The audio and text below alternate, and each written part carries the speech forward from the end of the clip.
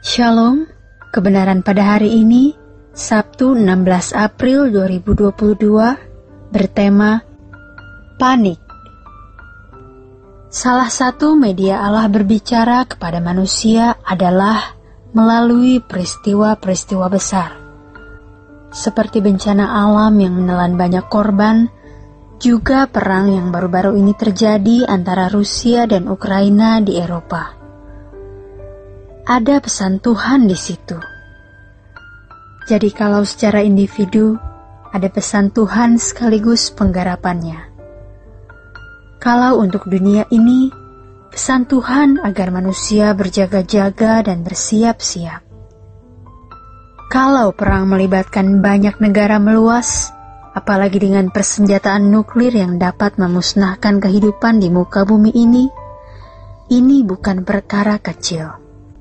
Terus terang, jarang ada berita yang sampai mengendap di pikiran kita waktu kita mau tidur di pembaringan tengah malam, kita bangun, masih mengendap.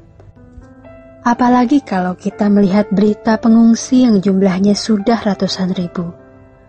Melihat bagaimana seorang ayah memeluk anaknya menangis sebelum berpisah.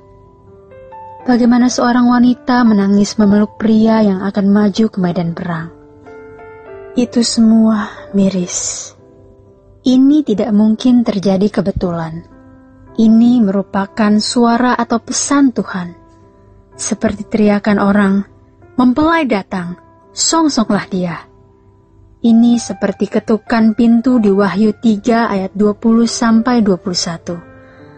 Maksud peringatan itu adalah agar umat pilihan mempersiapkan diri menyambut mempelai pria, yaitu Tuhan Yesus. Jangan ketika kita tidak lagi memiliki kesempatan mempersiapkan diri, kita baru kebakaran jenggot. Sekarang kita harus panik, bukan nanti. Ketika kita sadar bahwa kita belum layak berdiri di hadapan kekudusan Allah, kita harus panik sekarang. Kalau masih ada kecenderungan-kecenderungan yang salah dalam hati kita, keinginan memiliki sesuatu, kesombongan, keangkuhan, kebencian, pikiran najis, ketidakjujuran, bosan mendengar firman, jenuh berdoa, sejatinya kita harus panik. Memang masalahnya sering setan mengadakan banyak peristiwa atau masalah yang membuat Anda panik. Sehingga panik positif yang mestinya kita tanggulangi, yaitu bagaimana mempersiapkan diri menghadap tahta pengadilan Tuhan, digantikan panik yang sia-sia. Semua kita punya masalah. Baiklah kita hadapi dengan teduh. Kalau kita memang milik Tuhan, karena kita hidup dalam penurutan tetap kehendak Allah, percayalah, semua dalam kontrol Tuhan yang Maha Kuasa. Beri kesempatan orang itu untuk berhadapan dengan Tuhan. Jangan kita hadapi. Sejatinya, yang seharusnya membuat kita panik adalah mengapa kita memiliki perasaan benci, perasaan ingin membalas dendam. Baru-baru ini, dengan adanya perang Rusia-Ukraina, banyak pengkhotbah mencoba untuk menafsirkan Rusia itu Gog-Magog dan sebagainya.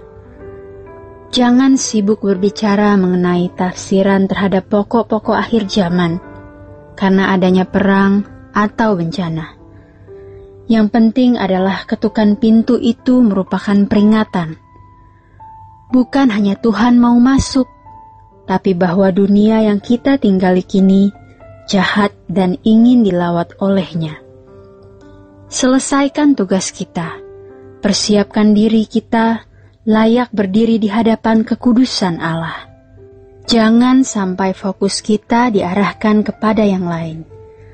Memperhatikan keadaan zaman yang semakin jahat ini, kita harus memperkarakan sebagaimana umat pilihan.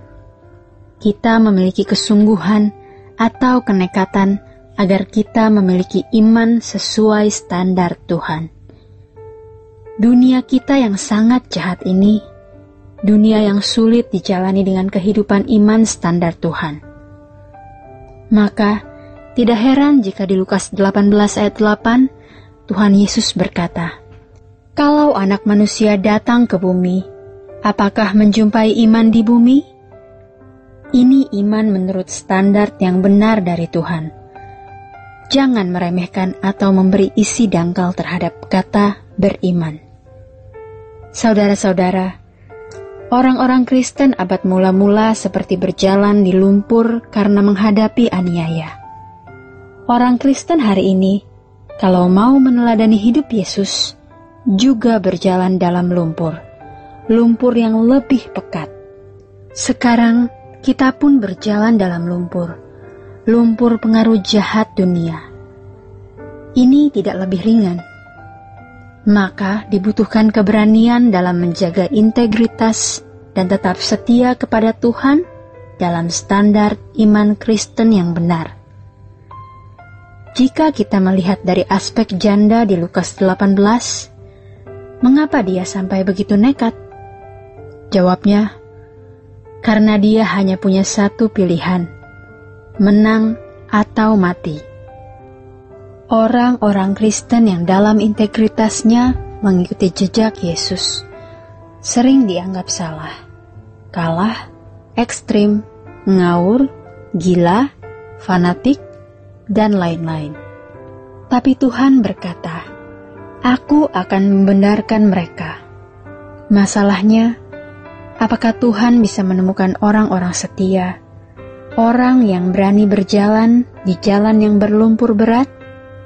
Perumpamaan tentang janda ini memuat nasihat agar kita tetap dalam iman yang benar sesuai standar Tuhan, di tengah-tengah keadaan dunia yang sangat sulit dijalani dengan iman yang sejati. Kalau kita membaca Matius 24 ayat 32 sampai 51, Tuhan memberikan perumpamaan khusus untuk orang percaya mengenai seorang tuan yang pergi dan hamba-hambanya diberi pekerjaan. Tetapi hamba-hambanya saling memukul, berkelahi, dan mengatakan tuannya masih belum datang-datang juga. Luar biasa cerobohnya. Sampai tuannya datang dan mereka belum menyelesaikan pekerjaannya. Mereka panik, tapi sudah tidak ada jalan untuk menyelesaikan masalah yang mereka hadapi itu. Jangan berpikir bahwa masih ada waktu untuk mempersiapkan diri. Kesalahan banyak orang adalah mereka berpikir selalu masih ada kesempatan, selalu masih ada waktu. Renungan ini pun bisa menjadi satu sisa peringatan untuk kita. Siapapun kita, jangan takut pada apa yang dapat membunuh tubuh, tapi yang tidak berkuasa membunuh jiwa dan membuangnya ke dalam neraka. Takutlah akan Allah. Jangan panik untuk hal yang tidak perlu kita panik, tapi paniklah untuk apa yang harus kita panik sejak jauh-jauh hari. Bapak Ibu, mari kita mengingat, sekarang kita harus panik, bukan nanti. Paniklah atas keberadaan kita yang belum seperti Yesus. Sampai di sini kebenaran firman Tuhan pada hari ini. Tuhan Yesus memberkati kita semua.